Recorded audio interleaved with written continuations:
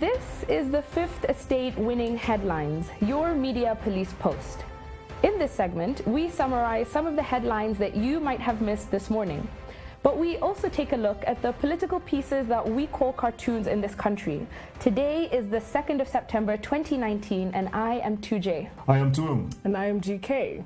And guys, I think it's Moi's birthday. It is! Yeah. 95 years ago, September 2nd, 1924, Daniel Toritich Arap Moi was born. She's turning 95. 95. Happy birthday, Lisa. Happy birthday. So, in today's headlines, in case you missed them, Yeah. in the Standard, Uhuru in new airport drama over RUTO ally. Yes.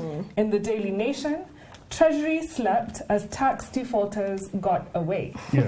And in the Star, how KQ lost 2 billion shillings in baggage fraud. Shall we begin? Yes. The Standard. Yeah. The Standard. Someone didn't get greeted at the airport again, or what happened? What exactly Yes. is the story? So the story is this. Uhuru Kenyatta lands from Japan on Thursday, 9 a.m.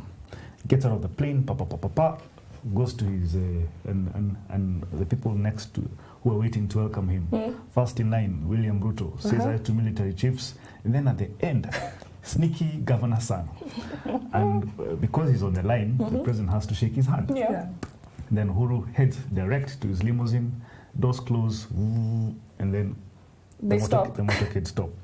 It stops, and ADC comes out, goes to tell escort commander, hey, go tell those press guys to delete all the photos. Wow. And it is suspected it is because the president did not want to be seen with a man who's been charged in court.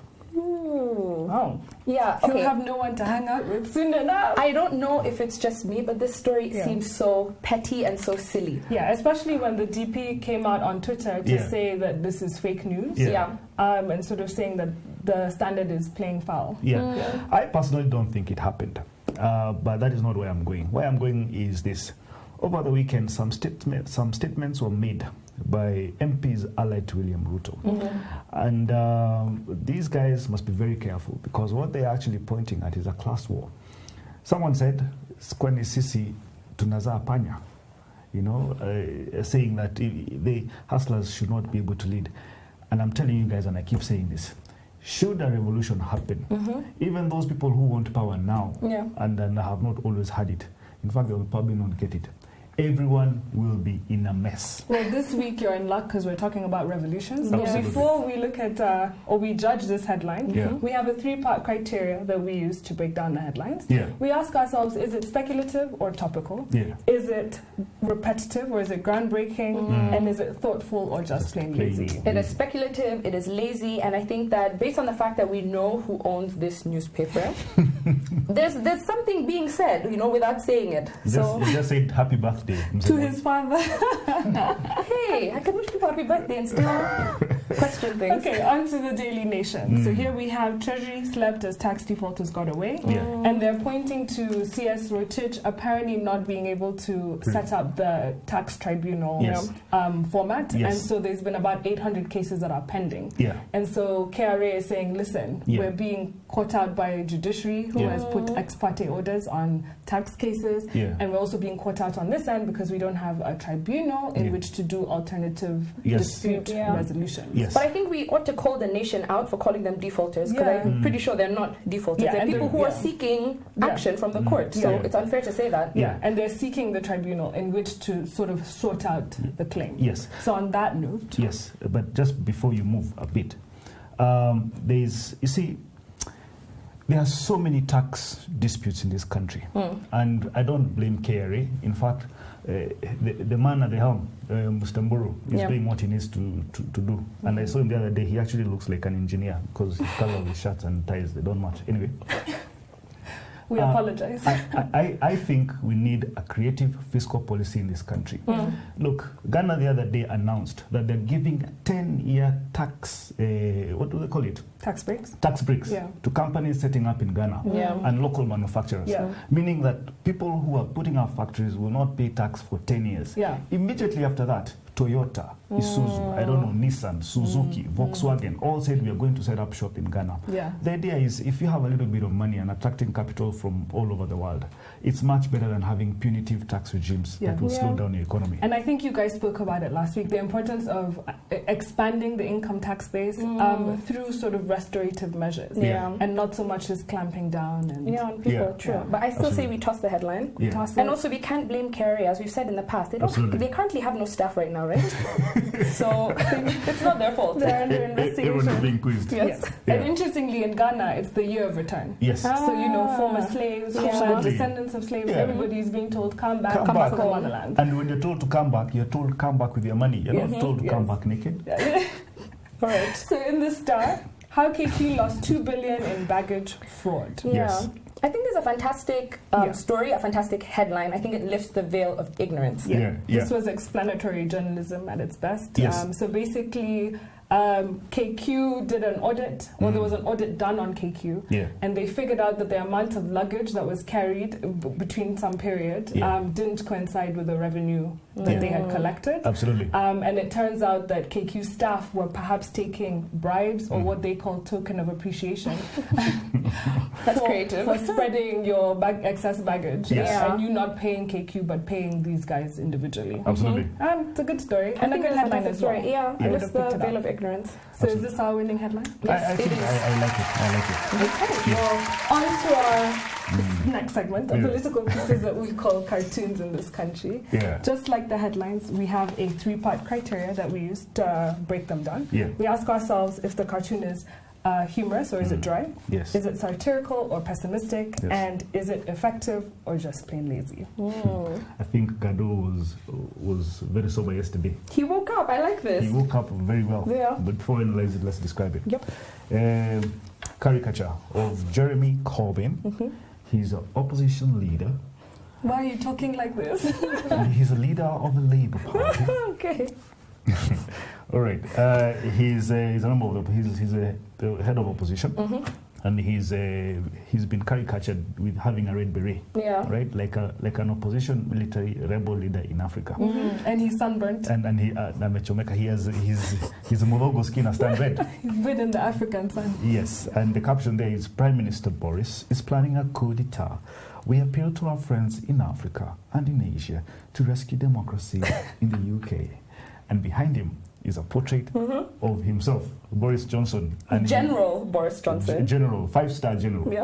And he looks like the African dictator. I think this is fantastic. It is. It's a great cartoon. And the context here is that Corbyn said that he wants to help pull the UK out of the brink of losing democracy and whatnot. And it's because Boris Johnson shut down Parliament. Suspended Parliament. This is something Arab Moi or any African leader would have done in the 90s or in the 80s. Who would have thought? And it's interesting, GK, you were making this point that Boris Johnson, an unelected leader, liaised with the Queen, who is also unelected, to make a decision to put a clamp down on Parliament, which is an elected body of members. So this is dictatorship. On a decision that many British people are not interested in anymore. I think it's a fantastic cartoon. Change roles is fantastic. Let's put it in the parking. Let's have British dictators. Ozone. A drawing of a calculator, and I think it's the context of the census. So a drawing of a calculator and people running to the calculator to be counted. And I don't know why you need a calculator. Are they going to manipulate things over here? Maybe that's what he's saying, but I don't know. But he says, will the numbers count for something? For something. I don't like this cartoon. I think it's too obvious. I think it's boring. It does nothing for me. I really like it, Ozone. I think that you're giving Kenyans food for thought. What does the census really mean? So now that you've been counted, what does this mean for your constituency, your boundary review? Are you telling me that this cartoon has made you question all those things? Imagine, those are all the notes I wrote. Don't buy it. Numbers. No.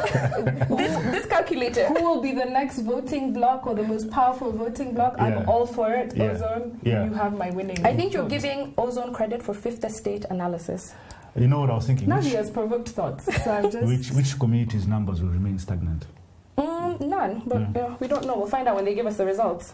Okay, parking day until we see what we have. We have IGA on Mondays, normally. Absolutely. Oh, Iga's comic strip, but I kind of like it. Anyway, it's a drawing of a banking hall. Okay. And they have 3 counters. One is inquiries, second is deposits, and the third counter is school fees loans. Yeah.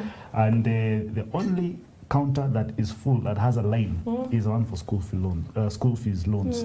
The inquiries and deposits are empty, and the clerks are asleep. And then the other counter even has a spider web, because there's been nothing happening there. But at the end of the line, there's someone who's saying, latest loan up that I can try.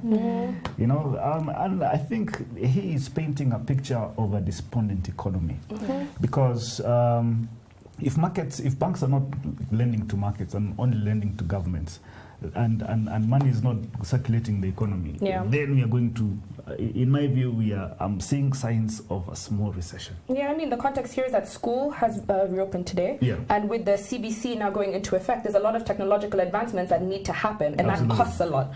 So parents are now looking for loans, but I think what he's also saying with the app thing is that, as you're saying, if the banks are not willing to lend to people, but the apps are becoming a more, accessible thing, knowing full well that sometimes the apps have really insane interest rates. Absolutely. It's the lesser of two evils. I don't know. And guys, poverty and money problems have a way of getting people to coalesce around certain issues. Oh, that is very true. And it's a primer for what we're about to discuss. More revolution speak. Okay, so are we putting everything in the parking bay? What's happening? No. Okay, so for me, I think Gado takes it. Gado takes it. Yeah, I most definitely agree. Gado gives us our winning title. So what is our final thought? And now our final thought. Book. That's the book. It is inspired by a book entitled Revolution, Rebellion, Resistance, The Power of Story. And it is written by a man called Eric Selvin. You want to give us a summary? Yeah, so this book is actually going to ground the conversation that we're going to have this whole week. So I think we'll be taking excerpts from it as we have this discussion around revolutions. So today we're going to start with the French Revolution as the earliest revolution that we're going to pinpoint this week. So the French Revolution occurred for over 10 years, which I found that so interesting. I feel like I missed that in history. 1787 to 1799, that's over 10 years. And I think that the first thing we'll do is pinpoint some of the causes that happened in order to make this revolution take place. So I think we'll pinpoint economic, social, and political causes. So economic ones. At this point, France is struggling because of the cost implications from several wars. So you've had the 7-year war, you've had another 9-year war, and then most recently you had the French participation in the American Revolution, which had driven France to the brink of bankruptcy. On the social front, you have the estates of the realm. So peasants are becoming aware that they are bankrolling the lifestyle of the elite. And they say, we're not into this. And then more importantly, you have the effects of the Enlightenment. So the Enlightenment, I'm sure some of you may know, had an emphasis on reasoning, on individual liberty, on the separation of church and state, and had a lot of skepticism around the nobility and why they had the power that they did. So you have writing from like Montesquieu, Voltaire, Diderot, Rousseau, all manner of philosophers. And then finally, on the political front, you have this fatigue with the monarchies, and people are beginning to question this divine right that the king and the nobility have. So by the 1780s, King Louis XVI is very desperate to raise taxes and to raise money because the country is broke. So what he does is he calls for a meeting of the Estates Generals. But this is a group of people that had not met since 1614. How many years is that? It's about 200. It's almost 200 years. It's the first signal that the monarch that something is going wrong. Something is going wrong. So he says we're going to bring these people together. And the first thing that happens is that you have the Ancien regime, right? And we've talked about this before, so I'll just give a quick breakdown before I explain what happened. So France was a feudal society at this point, and it was divided into 3 classes, and we've talked about this. You have the first estate, the clergy. So these are members of the Catholic Church, and they're living in this time of a very religious-dominated Europe. And so they have an ideological stronghold over the people. They pay no taxes, but they collect 10% tithe. Then you have the second estate, you have the nobility. These are people who had aristocratic titles. They also pay no taxes, but they receive rent from the people who they allowed to use their land. Then finally, you have the third estate, which are the commoners. These are farmers, sweepers, and everyone else. But within all these estates, there are a lot of clusters. So within the third estate, you have what we know as the bourgeoisie. And they are formed, and they're the upper echelon of this. They are the lawyers, the doctors, the teachers, businessmen, and they have wealth and status, but because they're not noblemen, they do not have titles, so they are part of the third estate. Later, we have the fourth estate, which is the media and journalists. And then you have the fifth estate. Yes, which is us. Which is us. So when these people go to meet at their state general, this meeting they've not had for 200 years, the third estate demand that they have equal voting rights with the other two estates. And they're eventually denied this. And so what they do is they storm out of the building and they create their own group, and they become called the National Assembly, what we know today. And so just very quickly, if I could just give a timeline, because we have to go through 10 years in like 2 minutes, right? Do it quickly. Quickly. So you have the National Assembly, and they adopt the Declaration of Rights of Man and the Citizen, and this is in 1789. Then you have a large group of women. They have the March to Versailles. Versailles. King Louis officially signs the Constitution. 1792, France declares war against Austria. Okay. 1793, King Louis XVI is killed. The Reign of Terror begins. Marie Antoinette is killed. 1794, the Reign of Terror comes to an end when Robespierre is overthrown. And then eventually in 1795, you have this little guy who we know, now known as Napoleon. Little but not so little, is now declared the Emperor of France. And that is a very quick 10-year rundown of the French Revolution. Guys, did you know that the National Assembly as we know it today gets its origins from the third estate coming together? Very true. Right? When they come together because they cannot agree with the first and the second estate, they and this happened in public, every rebellion.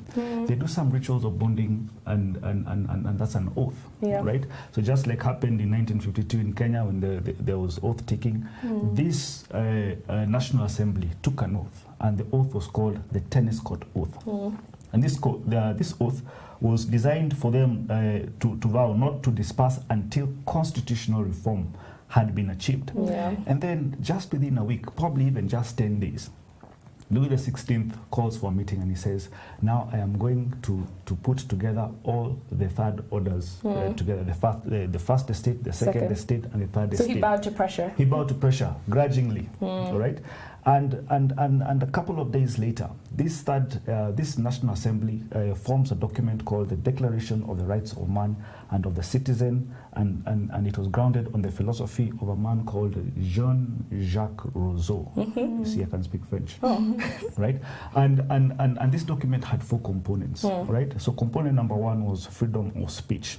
Component number 2 was equal opportunity for the French. Component number 3 was popular sovereignty, and component number 4 was representative government. But the reason they did this, guys, is because there was a feeling that the top had secluded itself from the masses. Now, you get to a point where he had to institute a land tax that was not there before, so that the people who are not being taxed, the big landowners and estate owners, can get taxed. But the idea was to appease the masses who are revolting against the monarchy. And so in a way you see a shift from the church, so the divine rights of kings and all that, and moving towards the state. But also the French Revolution is known to be a cautionary tale. So it started off as very empowering to the masses, but then became this sort of drudgery situation. So we know that the revolution happens because France is bankrupt. And the cautionary tale here is that overspending by any government, even till today, can have such negative consequences. In Kenya, we must think what that would be. The more indebted we become, the poorer Kenyans become. Is this a recipe for disaster? They say that the problem could have been fixed by taxation. We see that the nobility and clergy are exempt from these taxes. Are there certain systems right now, even with the way KRA is approaching their tax collection, that is sort of creating these narratives that could lay the foundation for the revolution. But also the importance of optics and perception. The reason why the masses coalesced around this idea to revolt against the monarchy is because they saw King Louis, bejeweled and looking beautiful in his diamonds, and the Queen as well. And so here you see the power of the story that you were talking about. The idea that if you tell people that things are bad enough for long enough, they will start to believe that, right? And so even with the fourth estate and the media you see in Kenya now, there are obvious narratives being pushed. Oh, absolutely. And so will these be enough to galvanize? And I think, that's a lot of what Selbin talks about in this book, how a story is so important for a revolution to happen, whether it's a good story or a bad story. We talked about this last week with Wamlambes, right? Yes. That it's becoming this thing that's brewing at the bottom that could, be the markings of a revolution. And it's the politics of inclusion and exclusion. Exactly. There's some people who don't know what Wamlambes means, and they will never understand. But it's really interesting what he says in this book, the things that happened during the revolution. He says, in a society awash in names which paid direct and indirect homage to the royal family and the church, people renamed their towns. Yes. People changed their own names, and for good measure, the names of things that they used and encountered in their daily lives. Yeah. The last thing he talks about is how intimacy in French is conveyed by the pronoun tu. Yes. And this is distinct from vous, which is very formal. Yeah. And so people employed this now informal tu because they said the French Revolution wanted to make everyone a tu. Yes. They wanted to have this. They wanted to stop this distinction between the tu and the vous, the formal, informal. Yes. And you see that the power of the story there is what the French Revolution is known for, which is liberté, fraternité, equality. Liberty, equality, and fraternity. Yeah. And so the other lesson, is that revolution can begin with violence and death, but once it starts that way, there's no way of stopping it. Yeah. A lot of people died in the French Revolution. Yes. And this is a cautionary tale for revolutions today. Absolutely. But once it starts that way, it's very hard to reverse stop it. it. Yeah. And then we know that there are those that critiqued the French Revolution and then ended up being swallowed up by it and executed, actually. Yes. So the idea here is that once you've created the monster, do not be surprised if the monster eats you right back. Yes. Right? So whereas freedom of speech became counter-revolutionary and criticism was pertinent to, or was like treason. Yes. In the example of Robespierre, who was then executed. Yeah. But the other interesting thing is that women were at the forefront of these protests and revolution. Yeah. So the March to Versailles that happened in October 17 something was largely led by the women. They could no longer afford the bread for their families. Absolutely. And so they stormed Versailles and the rest of France, and it spread. Absolutely. So if you don't have women at your revolution, it might not happen. Yeah, and you saw that in Sudan as well. Yes, and I'm sure during the week we'll probably explore more of that. And the role of women. I think the interesting thing that I found with the French Revolution, what people talk about, is they say that it gave people a sense that history can be changed by your action, and that it's kind of like a communal thing. That the French Revolution demonstrated the power of the common people in a manner that no subsequent government has ever allowed itself to forget, and that's why we always talk about the French Revolution as being one of those seminal revolutions that to this day we still talk about and we learn lessons from. And guys, there's this thing they call the Reign of Terror. And I say every revolution has its scar, and that was a scar then. But what was surprising was how Napoleon was able to reconstitute the state within just 10 years. Everything just went well. But if you are going to compare revolutions in France and then you sit back and compare them to the ones in Africa, look at Libya, for example. Reign of Terror is still continuing. They pop Gaddafi, kill his guys. But are they better off now? They are worse off. You go to Egypt. The economy of Egypt has not performed well for a very long time. It has not woken up from revolution. From the consequences, You go to Sudan, it is the exact same thing. They're still talking about joint governments, military, civilian rule. So our reigns of terror, I think, would need a very committed leader to reconstitute. So on a day where we had a winning cartoon from Gado of the Standard and a winning headline from the Star, I want to leave you with this. Human society, especially a modern society, is vast and a complicated thing. So in a disorganized society, in which the passions of people are the sole force, authority belongs to the party that understands how to flatter and take advantage of these. Wow. Good day. See you tomorrow.